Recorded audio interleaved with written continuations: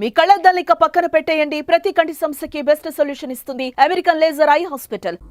Senior నటుడు రాజేంద్ర ప్రసాద్ ఇంట్లో విషాదం నెలకొంది. ఆయన కుమార్తె గాయత్రి గుండెపోటుతో కన్నుమూశారు.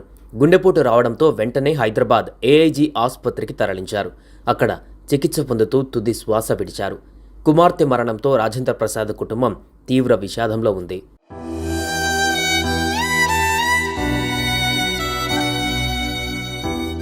రాజేంద్ర ప్రసాద్కు ఓ కుమార్తె ఉన్నారు.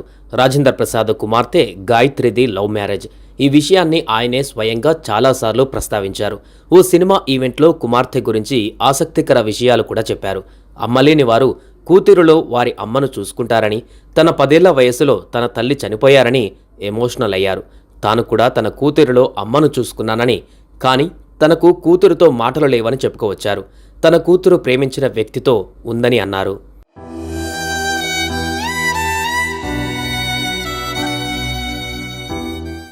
గాయత్రి కూతురు తేజస్విని చైల్డ్ ఆర్టిస్ట్గా చాలా సినిమాలలో నటించింది.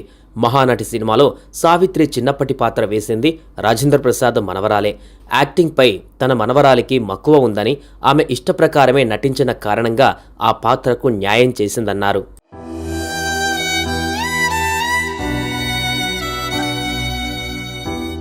రాజేంద్ర ప్రసాద్ కుమార్తె మరణంతో సినీ పరిశ్రమలో విషాదం నెలకొంది.